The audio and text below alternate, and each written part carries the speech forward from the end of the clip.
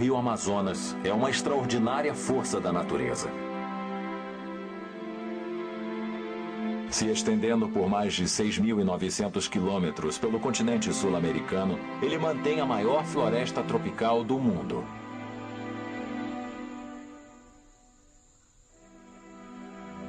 Suas águas contêm uma variedade de peixes maior que a do Oceano Atlântico.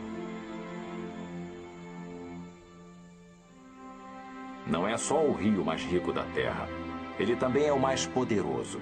Com até 100 metros de profundidade e 40 quilômetros de largura, ele tem mais água que qualquer outro rio do mundo. Essa preciosa fonte nunca foi domada pelo homem. De sua nascente até o mar, nenhuma ponte cruza suas águas, nenhuma única represa impede seu fluxo. Mas mesmo não podendo ser controlado, ele pode ser destruído. Hoje, o desenvolvimento comercial está matando a natureza que protege o Amazonas e seu futuro está em perigo. A questão crucial agora é: quanto tempo esse rio imenso continuará correndo livre?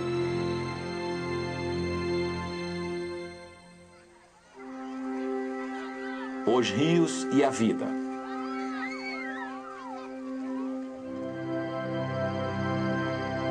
Amazonas.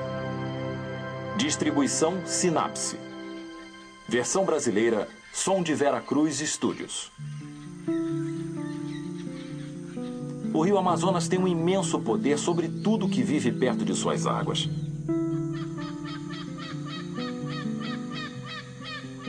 Apesar de passar pelas regiões mais remotas da Terra, 7 milhões de pessoas fizeram suas casas nas margens do rio. De áreas isoladas a metrópoles tumultuadas, ninguém que viva perto pode controlar a força do rio Amazonas. Eles simplesmente se adaptaram à vida determinada pelo rio. A força de suas águas e a paisagem remota pela qual ele passa tem protegido o Amazonas do homem há séculos. Até recentemente se acreditava que essa floresta tropical era um dos ambientes mais estáveis do mundo.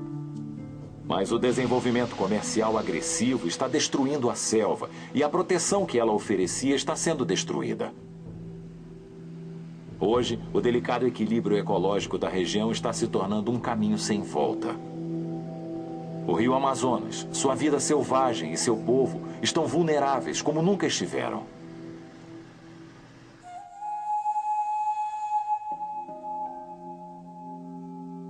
De seus afluentes peruanos a seu delta brasileiro, o rio Amazonas atravessa a América do Sul. A bacia do rio, a maior do mundo, tem 1.000 afluentes, todos em direção à artéria principal do Amazonas.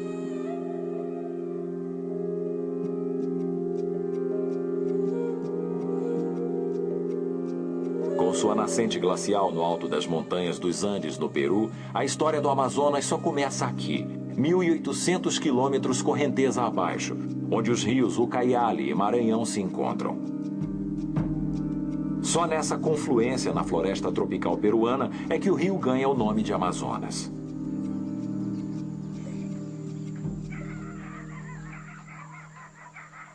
Alguns quilômetros abaixo, Mariscal Castilha é um dos primeiros povoados do Amazonas. São conhecidos como ribeirinhos, o povo dos rios.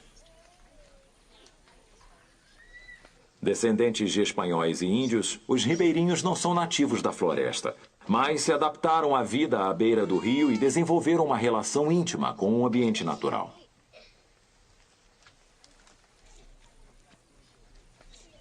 Se habituar com a mudança das águas é parte da vida por aqui. Particularmente durante as temporadas de cheias do rio.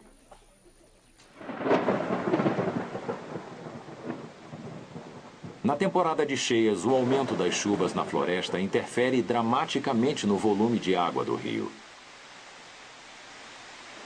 Numa cheia comum, os níveis aumentam mais de 20 metros e a área coberta pelo rio triplica. Nesse período, o Amazonas fica com tanta água extra que o continente sul-americano afunda vários centímetros com o peso. e se ergue novamente quando a água some.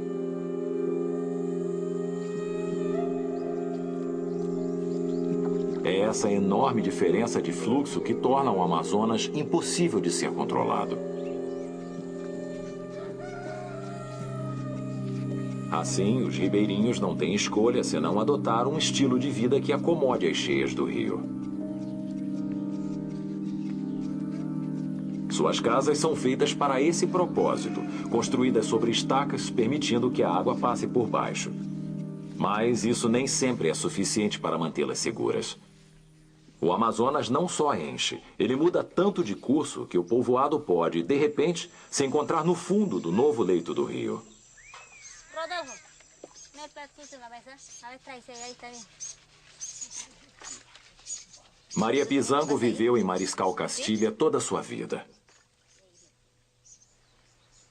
Nos últimos 10 anos, ela teve que reconstruir sua casa várias vezes para evitar a correnteza das águas. A erosão erodiu a encosta do rio. Antes dessa plataforma ser inundada, eu pedi que construíssem uma nova casa ali. Tive que mudar para lá antes que minha casa desaparecesse junto com a encosta do rio.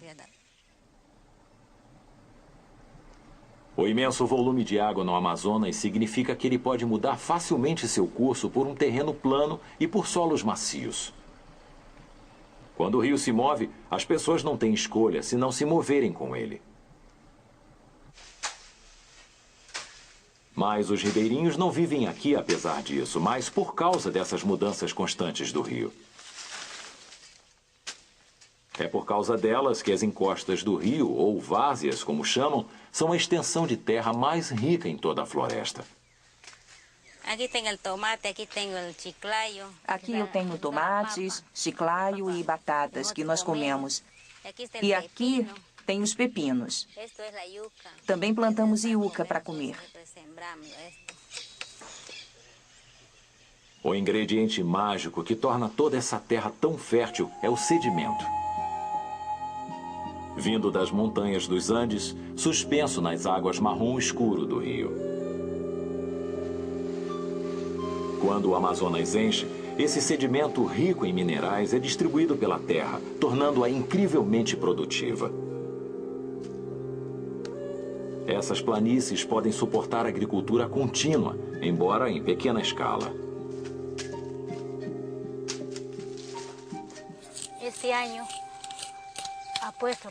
Esse ano, o rio reabasteceu a terra e por isso meu arroz está ali.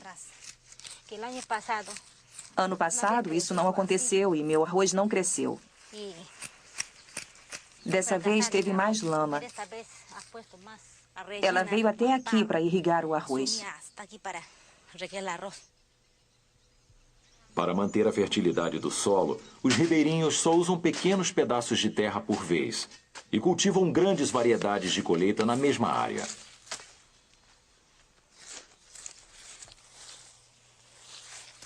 Além de prover solo fértil, o rio também provém peixes para o consumo. E os habitantes desenvolveram técnicas únicas para pescá-los. Esses homens estão colhendo folhas da planta de ruaca para pescar.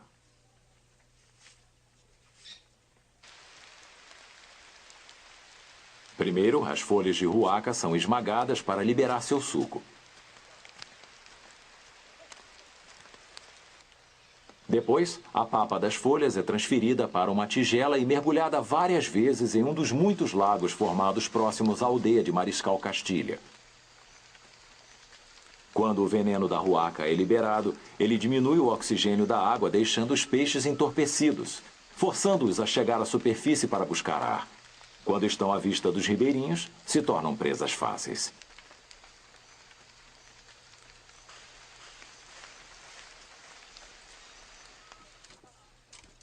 Para sobreviver à beira do rio, os ribeirinhos desenvolveram uma profunda compreensão e aceitação do poder absoluto sobre seus destinos.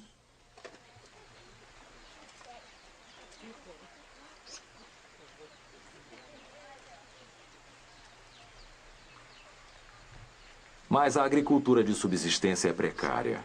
E um número crescente de ribeirinhos está deixando o isolamento das aldeias em busca de uma vida melhor. Vários acabam aqui, 125 quilômetros rio abaixo, na cidade de Iquitos, a metrópole da selva.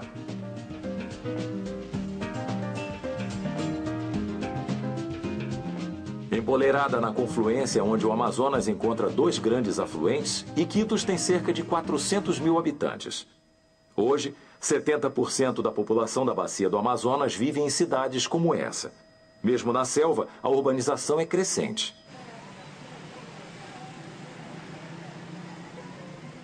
Rodeada por água e pela floresta, Iquitos é a maior cidade do mundo que não pode ser alcançada por uma estrada. A locomoção dentro da cidade é feita por riquixás. A viagem para dentro ou fora da cidade é feita de avião ou de barco.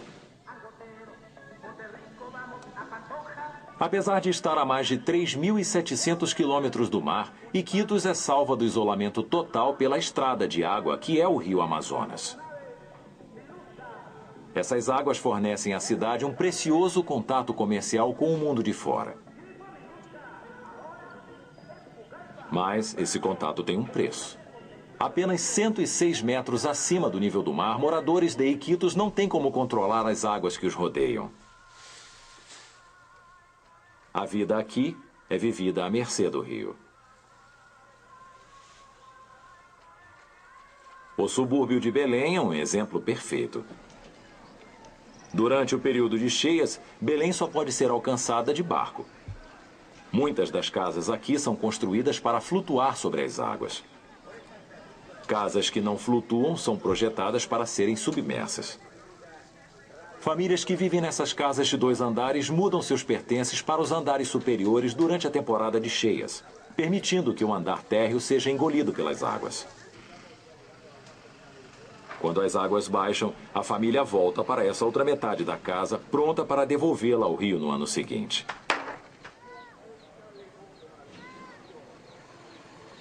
A maior parte das 40 mil pessoas de Belém vive na pobreza. Muitas são imigrantes que deixaram povoados ribeirinhos isolados em busca de uma vida melhor na cidade. Mas com o grande desemprego e sem terra para plantar sua própria comida, eles lutam para alimentar suas famílias vivendo em casas apinhadas, sem eletricidade e sem água encanada. Nessas condições, a atmosfera úmida do Amazonas cobra seu tributo. Malária e doenças respiratórias são comuns. Quando ficam doentes, a primeira parada é Passar Paquito, a Rua dos Remédios. Localizada em uma parte de Belém que não enche, essa rua de comércio só vende remédios feitos de plantas e animais locais. Blanca Saldanha tem sua banca na Rua dos Remédios e vende poções caseiras. Acá temos o ipururo. Eu tenho aqui o ipuru, que é comum nessa área do Amazonas. Ele cresce perto do rio e na área em torno. É bom para resfriados e impotência para homens.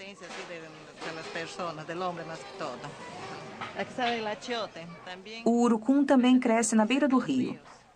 Você faz um chá para problemas da próstata e para reduzir inflamações. Não são só os habitantes daqui que reconhecem os benefícios dos produtos locais à saúde. 1/4 de todas as drogas farmacêuticas derivam de plantas que só crescem em delicados ecossistemas sustentados pelo rio Amazonas. Mas remédios sem aprimoramento não são páreo para as doenças fatais que atacam os moradores de Belém. Quando remédios locais falham, sua única esperança é um centro médico filantrópico. Lázaro Terán, passe, por favor. Ronald Gonzalez é um médico que trabalha nessa clínica para os moradores mais pobres de Belém. Há sempre mais pacientes do que ele consegue atender. Sofre dos brônquios? Abre a boca bem grande, bem grande. Esse menino tem 5 anos e foi trazido à clínica por sua mãe, que está preocupada com sua tosse persistente. Dr. Gonzalez acredita que o problema da criança é diretamente causado pela vida próxima ao rio. O menino tem um problema no peito. Ele tem uma obstrução aguda dos brônquios, uma asma. Então ele será tratado. Essa obstrução aguda dos brônquios é muito virulenta quando as crianças vivem em áreas muito úmidas, como aqui, perto do rio. Umidade excessiva pela manhã e à noite obstrui os brônquios, impedindo a respiração tranquila. Ele tosse muito e não consegue dormir.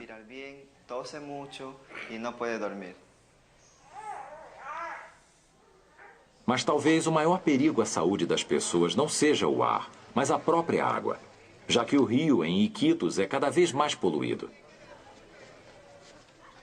Nessas cidades de barracos não há sistema de esgoto para lidar com o lixo produzido. Latrinas são esvaziadas nos canais do rio. Durante a temporada de seca, as pessoas andam por cima de pequenas pontes de madeira para evitar os excrementos humanos que passam embaixo. Durante as cheias, o lixo é levado pelo rio para a casa das pessoas. E mais, os moradores mais pobres de Iquitos não têm suprimento de água encanada. Eles são forçados a usar a água não tratada do rio ou da chuva para seu uso diário, com efeitos desastrosos. As taxas de mortalidade infantil em Belém são impressionantemente altas.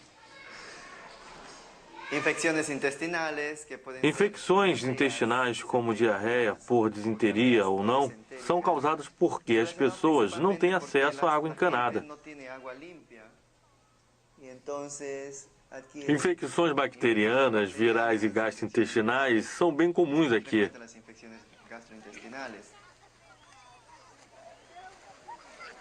É irônico que, apesar do Amazonas ter mais água que a capacidade total dos outros 8 maiores rios do mundo, as pessoas que vivem nas suas margens não têm água limpa para beber. Mas o próprio rio também é causador disso, porque o Amazonas enche e muda tanto de curso que não pode ser confiável para fornecer água encanada. Nos últimos anos, o rio saiu do centro de Iquitos. O que eram águas profundas em um ano se tornaram um leito de rio seco no outro.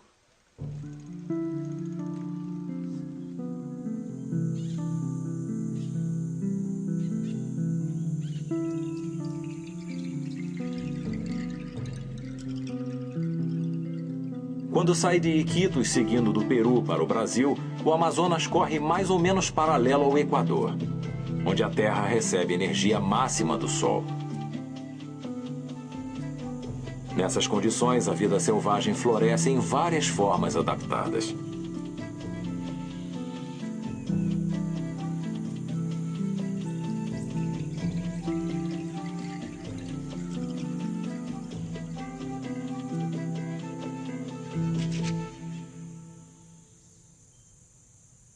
As cheias do Amazonas criam um ambiente único em que a natureza se adapta de maneira impressionante.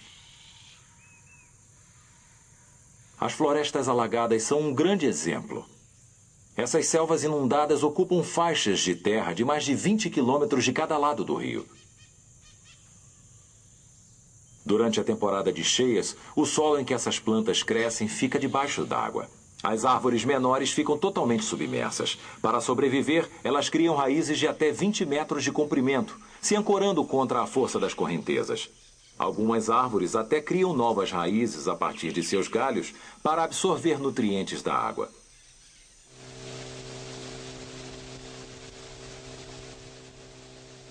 A área coberta pela bacia do rio é tão vasta que ainda há afluentes a serem explorados e milhares de plantas e animais que não foram catalogados.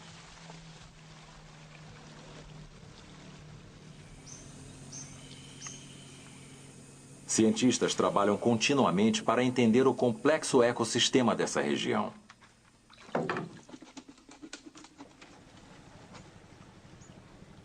Um dos muitos projetos de pesquisa da vida selvagem na Amazônia é baseado aqui na reserva do Piranha, no meio do Amazonas. Trabalhando em um laboratório flutuante, Maria Soares é diretora da operação. Nós estamos medindo e pesando os peixes. A gente também, depois que pesa, mede, tira o estômago e a gente vai ter uma ideia do horário que o peixe come e aonde ele está comendo. Esse dado é super importante. O objetivo principal do projeto é a gente ter dados sobre manejo.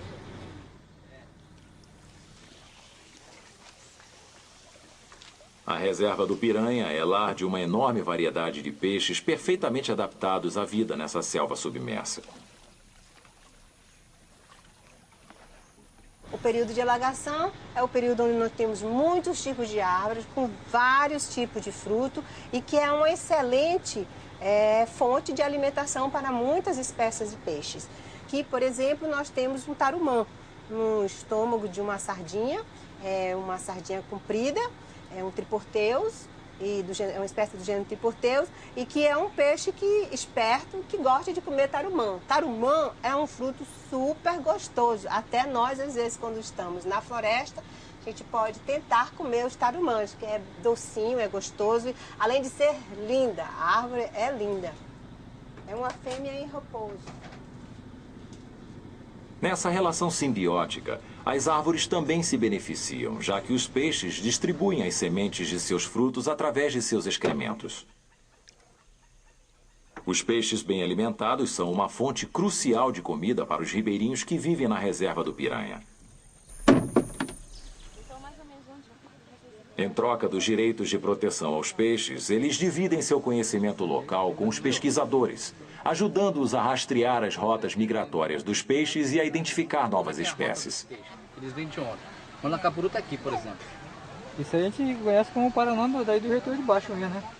São informações inestimáveis no local em que apenas uma fração da vida selvagem foi cientificamente documentada.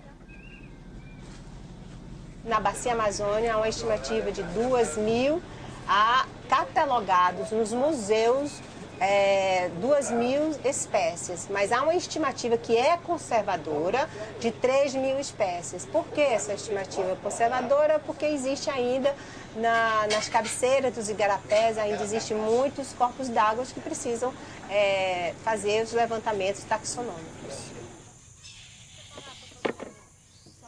Trabalhando em colaboração com os habitantes, projetos de pesquisa como esse descobrem 50 novas espécies de peixe a cada ano. O conhecimento ganho ajuda os ribeirinhos a explorar e proteger o ecossistema do qual suas vidas dependem. Vamos defumar o cuiú? Vamos ver como é que ele vai ficar? No entanto, há um animal que os ribeirinhos não ousam caçar. O legendário boto.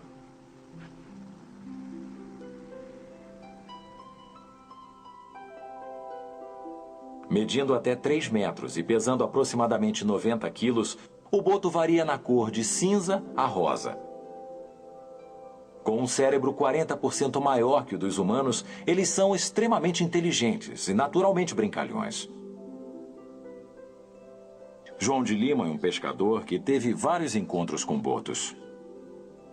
Para mim, só uma pessoa. Se for uma pessoa numa canoa pequena, ele que não tenha medo dele, ele não se acompanha de você. Mas se ele pressentir que você tem medo do boto, aparece muito boto e eles procuram lhe judiar. Eles procuram de qualquer maneira, se você andar numa canoa pequena, né, menor do que essa, eles procuram querer lhe alagar. A natureza enganadora do boto alimentou todos os tipos de mitos locais. Boatos contam que, à noite, o boto emerge do rio para cortejar as mulheres locais. Ele se aproxima, vamos dizer, como fosse qualquer uma pessoa, como eu, qualquer senhor, assim, né? Um homem físico mesmo, para se aproximar da mulher, o boto. Realmente isso já aconteceu, como eu estou dizendo, aconteceu nessa região aqui, já aconteceu isso. A história do boto é que muitas vezes ele se apodera da mulher, por causa que muitas das vezes as mulheres elas não estão em condições, né?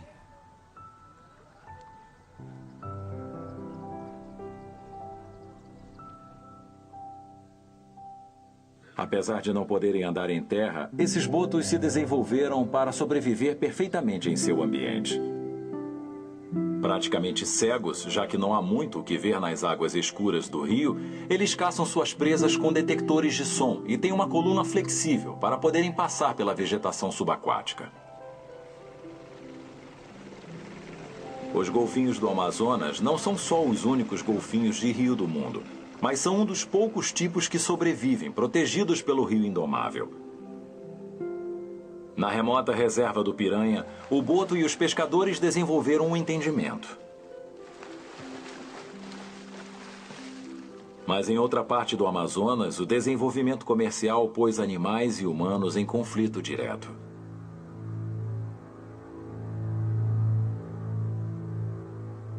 4.000 quilômetros rio abaixo de sua nascente, o Amazonas se aproxima de sua maior confluência de afluentes. Aqui, as águas escuras e limpas do Rio Negro se unem ao fluxo lamacento do Amazonas. Por 11 quilômetros, as águas negras e marrons seguem lento. Mas em outra parte do Amazonas, o desenvolvimento comercial pôs animais e humanos em conflito direto. – 4.000 quilômetros rio abaixo de sua nascente, o Amazonas se aproxima de sua maior confluência de afluentes. Aqui, as águas escuras e limpas do Rio Negro se unem ao fluxo lamacento do Amazonas. Por 11 quilômetros, as águas negras e marrons seguem lado a lado, antes de finalmente se misturarem para criar o rio mais largo do mundo. Mais de 8 quilômetros de largura e 100 metros de profundidade, nesse ponto, o Amazonas é uma supervia por onde produtos podem ser exportados do coração da floresta diretamente para o mar. Acima da confluência, a cidade de Manaus é perfeitamente posicionada para tirar vantagem do potencial comercial do rio. Hoje, Manaus é um ponto de comércio para todo tipo de carga. No início do século XX, no entanto, a borracha era o produto mais exportado por esses portos. Retirada da floresta, a borracha era levada pelo Amazonas de Manaus para qualquer lugar do mundo. Na época, Manaus era conhecida como a Paris dos trópicos. Os prédios velhos em ruínas no centro da cidade são uma lembrança da imensa riqueza que a borracha um dia trouxe. Mas os dias de glória foram curtos. Em menos de 30 anos, a indústria da borracha do Amazonas se arruinou quando plantações rivais iniciadas na Ásia e a borracha sintética ficaram disponíveis. Para ajudar Manaus a se reinventar, o governo brasileiro declarou uma zona livre de impostos. Mercadorias que entram e saem da cidade são livres de impostos, encorajando os investidores internacionais a se estabelecerem aqui. Hoje, bilhões de dólares em produtos entram e saem de Manaus todo ano. Esse comércio atrai milhares de novos imigrantes para a cidade, todos esperando partilhar da riqueza que o rio traz. Para acomodar o crescimento, os limites da cidade de Manaus estão se expandindo cada vez mais para a floresta ao redor, invadindo a natureza e sua vida selvagem.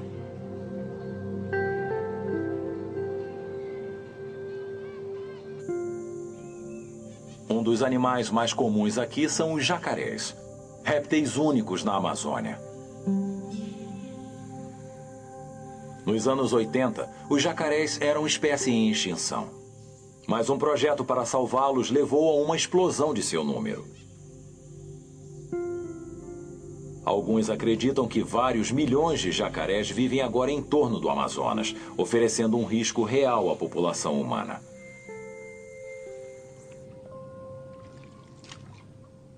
Para aqueles que ganham a vida na água, os riscos são fatais. Adalcemir Cardoso é um pescador que foi atacado por um jacaré alguns anos atrás. Eu estava tirando peixe, sangrei, só que no momento eu não prestei atenção para esse lado. E aí quando eu pude perceber, o jacaré pulou, né, mais ou menos 1 metro de altura. E aí no momento em que ele pulou para atingir a minha cabeça. Eu, com o reflexo dos olhos, eu pude perceber que era um animal. Aí eu tirei a cabeça e joguei o braço. Aí ele já vinha e fechou o braço. Aí no momento em que ele agarrou aqui, ele largou a canoa. né? Ele que era muito pesado, 5 metros de tamanho. Aí no momento que ele alargou o casco, aí ele saiu me levando. Na luta de 20 minutos, o jacaré tentou arrastar Adalcemir para baixo d'água, pelo braço. Quebrou em 4 partes, torou essa junta. Isso aqui foi torado, esse aqui, ó. Esse dedo aqui foi torado, foi fixado aqui. Se fingindo de morto, Adalcemir escapou vivo.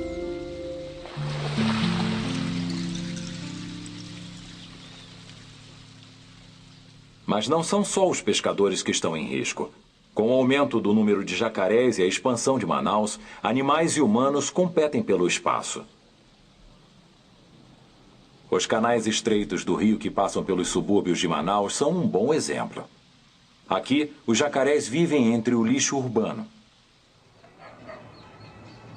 Mas muitas pessoas também vivem próximas aos canais.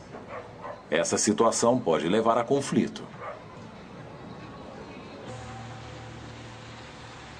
Cíntia Martins tem um restaurante que dá fundos para um dos muitos canais do rio.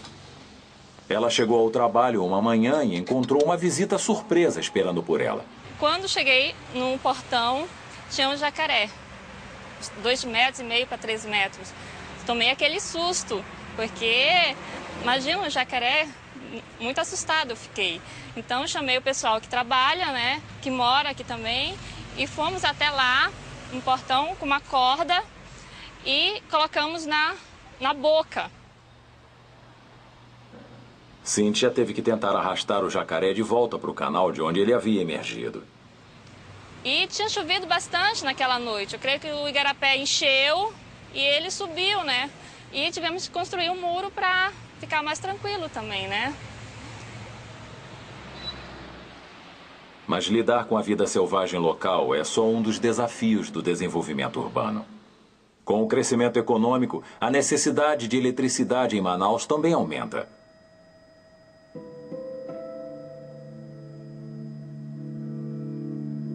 Uma das maiores fontes de energia em potencial em toda a região do Amazonas é o próprio rio.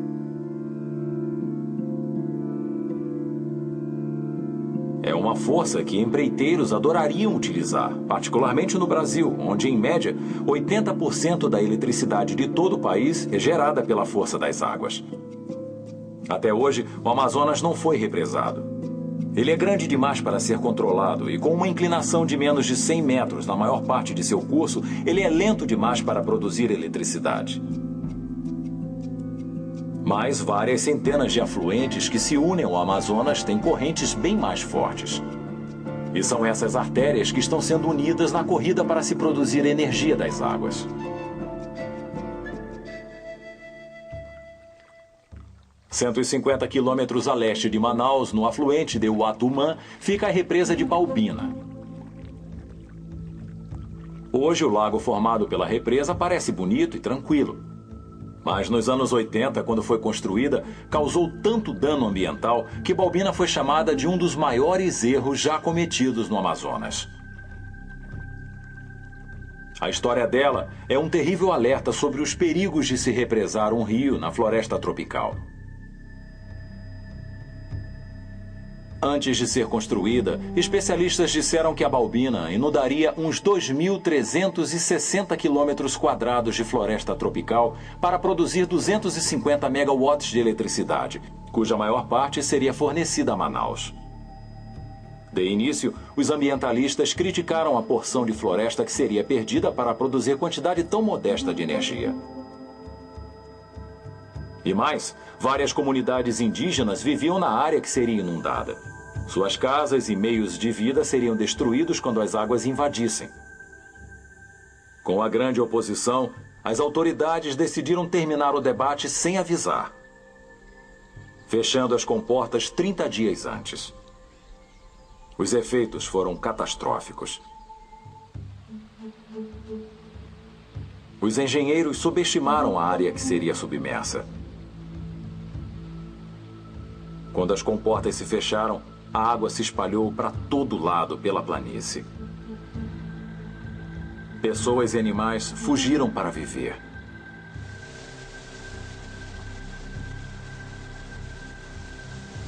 Elídio da Silva é um dos moradores que testemunharam o massacre. A quantidade de animal que mais foi morto na época aqui foi o macaco.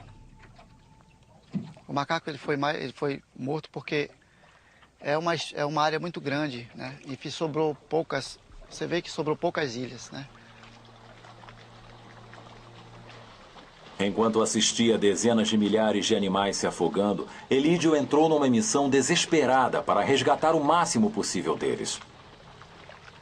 E a gente, aí vamos nós fazer o tipo de coleta, né? Os animais. Pegando os animais e levando para a parte mais alta, né? Para salvar uma pequena parte, porque a maior parcela morreram mesmo, né? Devido não ter a quantidade de barco necessário para a coleta dos animais.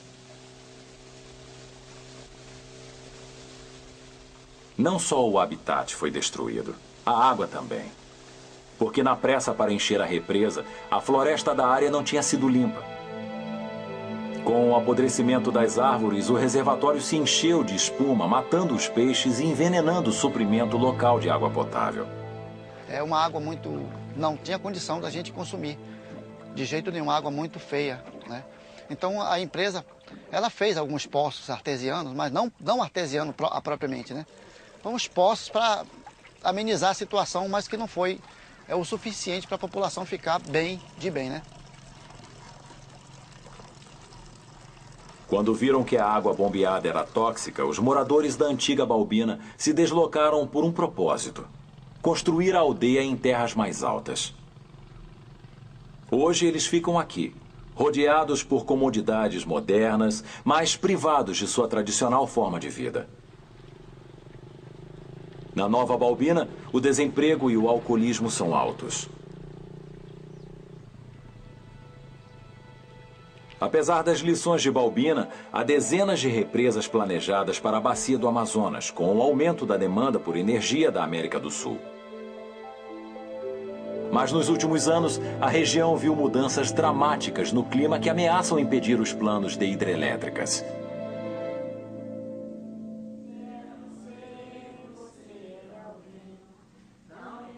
Mais abaixo de Manaus, onde o Rio Negro e o Amazonas se encontram, Catalão é um dos muitos lagos formados pelas águas.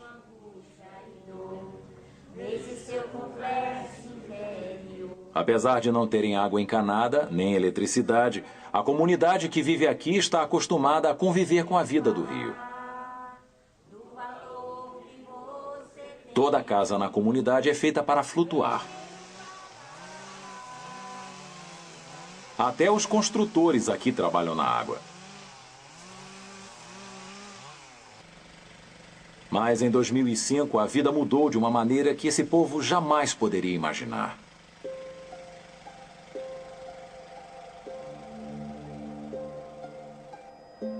No verão daquele ano, o Amazonas sofreu a pior seca já registrada, causando caos na região.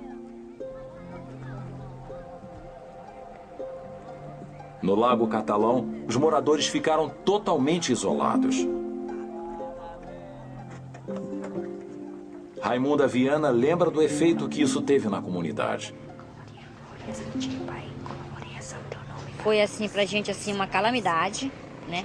Houve muita necessidade, houve fome porque os peixes morreram, os flutuantes ficaram no seco, não teve água, a gente tinha que caminhar bastante para chegar lá no rio, para carregar água na cabeça, para trazer de volta, para banhar, para lavar e para tomar. A comunidade se desesperou com as águas que sumiam, deixando peixes mortos. Quando seu suprimento de comida e água chegou a zero, o povo se reunia todos os dias na igreja para rezar pelo fim de seu sofrimento. Aí a gente tinha que pedir só a Deus mesmo para que Deus mandasse chuva. Quando vinha a chuva, as pessoas estavam na gota pegando lá um pouquinho de água, né, nas vasilhinhas, na goteira lá, para poder tomar. Que evitava de estar no movimento de carregar água no sol quente, né? A situação foi a mesma por todo o Amazonas. As águas do rio baixaram tanto que os barcos ficaram encalhados. Houve até histórias de peixes sendo cozidos vivos no calor das águas rasas. Com a seca do rio, a floresta sofreu também. Transformada de esponja molhada em material inflamável, uma área de mais de 1.000 quilômetros quadrados foi perdida em incêndios. A fumaça prolongou a crise, inibindo a formação de nuvens e piorando ainda mais a seca. E o Espírito Santo se move em você. Você tem um valor, o Espírito... Quando suas preces foram atendidas e as chuvas chegaram, o povo do Amazonas achou que a seca de 2005 fosse acontecimento único. Mas, um ano depois, as secas voltaram. Já que surgiu um padrão, cientistas estão começando a questionar por que esse rio está sofrendo mudança tão grande.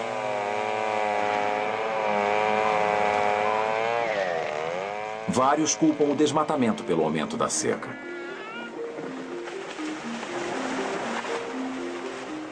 Árvores são torres de água do Amazonas, puxando a umidade da terra e liberando para a atmosfera até que um dia cai como chuva novamente. Mas uma área da floresta do tamanho de 6 campos de futebol americano é derrubada a cada minuto, destruindo o ciclo de água que é a salvação dessa região. E mais, as queimadas na floresta aumentam o aquecimento global e a probabilidade de novas secas.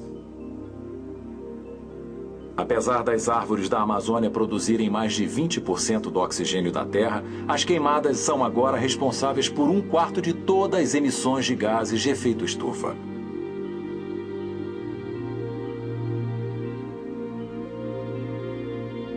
Para o rio, a crise é ainda mais imediata, já que boa parte de suas águas vem de precipitação.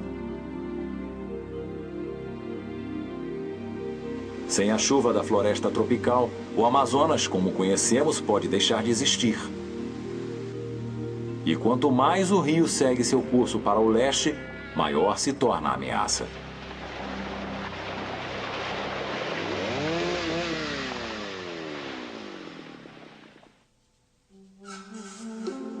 200 quilômetros rio abaixo de Manaus fica a cidade de Santarém.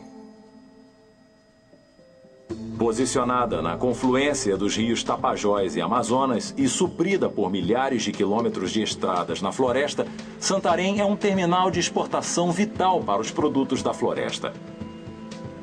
Das docas da cidade é uma reta de 1.300 quilômetros ao longo do rio Amazonas para o mar. De toda a carga processada aqui, a mais lucrativa é a soja. Navios carregados de grãos de soja partem de Santarém diretamente para a Europa e Estados Unidos, onde é usada para alimentar animais destinados aos mercados e cadeias de lanchonetes. Mas essa carga aparentemente inerte é uma ameaça mortal ao Amazonas e ao povo. A soja é agora o maior motor do desmatamento em toda a região. 1.200.000 acres de floresta nativa foram desmatados para iniciar o plantio. Grandes partes das florestas desmatadas são lares de tribos indígenas e de comunidades tradicionais. Mas os lucros imensos a serem obtidos fazem com que exploradores não deixem de pôr as mãos nas novas terras por nada. Aqueles que ficam em seu caminho correm o risco de serem mortos. É um fato que Maria dos Santos conhece muito bem. Como presidente do Sindicato dos Trabalhadores, ela recebe várias ameaças de morte por defender os direitos dos fazendeiros locais contra os magnatas da soja. Nos últimos 2 anos, ela é protegida 24 horas por dia por seguranças armados. Mas o que me move é saber que esse povo está conquistando aos poucos os seus direitos, está enfrentando, está combatendo. Talvez ele não fosse perigoso se a gente não quisesse enfrentá-los. Mas nós resolvemos e é o perfil deste sindicato. A soja é uma ameaça relativamente nova à Amazônia. A maior causa de desmatamento era a extração de madeira e criação de gado. Mas recentemente percebeu-se que as terras vastas disponíveis aqui eram ideais para a produção de soja. que só é lucrativa quando produzida em enormes quantidades. A primeira região a ser explorada foi o Mato Grosso do Sul. Mas foi só questão de tempo até que os magnatas da soja chegassem a Santarém. Bom, então lá pelos anos de 99, 2000, já havia o anúncio que chegariam. Os sojicultores chegariam na nossa região. Então algumas pessoas já falavam e até explicavam, mas como a gente não tinha sentido isso na pele, nós nem conhecíamos a soja, a gente não se preparou para isso.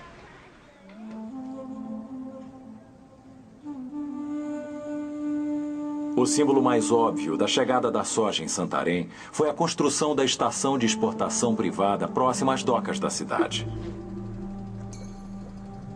Construída sem permissão, a legalidade dessa estação ainda é discutida nos tribunais. Os primeiros moradores de Santarém souberam disso quando a praia da cidade foi repentinamente substituída pela imensa plataforma industrial. Logo depois, no entanto, as implicações pioraram quando fazendeiros locais foram forçados a vender suas terras aos magnatas da soja. Já que a maioria dos trabalhadores rurais não tinha documentos para provar que eram donos de suas fazendas, fazê-los vender foi relativamente fácil. Eles legalizavam a terra, depois iam lá procurar quem estava morando e dizer, olha, agora eu tenho documentos dessa terra, ou tu pega este valor, então tu vai sem nada. Aí contava tudo que podia chamar a polícia, essas coisas, então o trabalhador já pegava 5 mil, 10 mil, até mesmo por não saber. E eles ajudavam mais, dizendo, olha, você vai para a cidade, você compra uma casa, lá você vai viver melhor, lá você vai assistir uma televisão, você vai sair desse mato que não tem energia, um monte de coisa. E aí a pessoa acabava caindo nessa conversa, nessa lábia. Muitos imigrantes rurais vieram para cá, para os subúrbios pobres de Santarém. Mas logo perceberam que o dinheiro não duraria muito na cidade. No campo, eles podiam ter sua própria colheita que dava comida e lucro. Na cidade, eles não têm nada que forneça renda. Essas ruelas estão cheias de famílias desesperadas que perderam tudo para a ganância da indústria da soja. São essas pessoas que Maria tenta ajudar. Entre elas, há uma mulher que não quer ser identificada por temer por sua vida. 5 anos atrás, ela e seu marido vieram para a cidade quando sua comunidade rural foi queimada pelos bandos que trabalham para os magnatas da soja.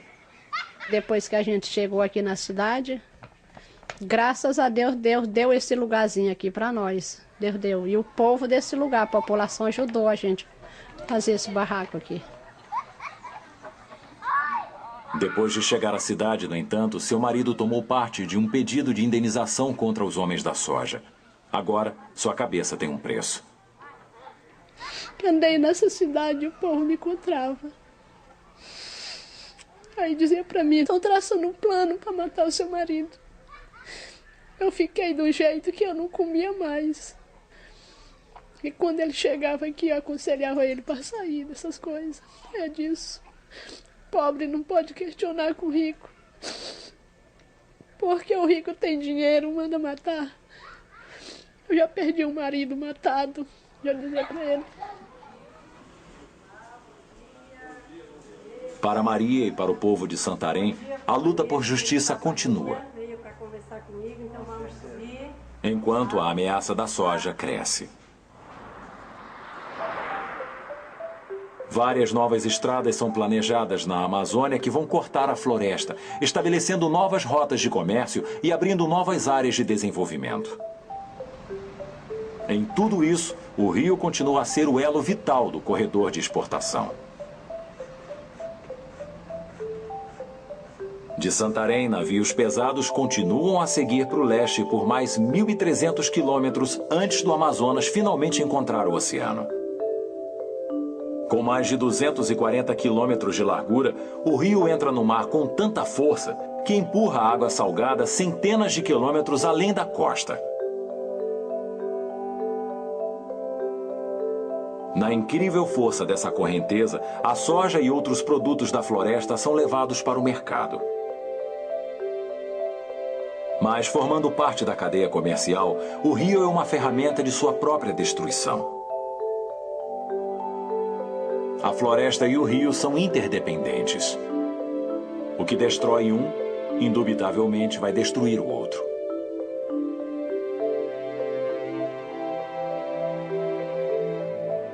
Hoje, o rio Amazonas ainda carrega 1/5 de todo o fluxo de água dos rios do mundo. Para o povo que vive em torno dele, o rio ainda dita o ritmo de vida. Mas é claro que o Amazonas não pode mais escapar das influências do mundo moderno. Veremos por quanto tempo o último rio não controlado da Terra vai continuar a seguir livre.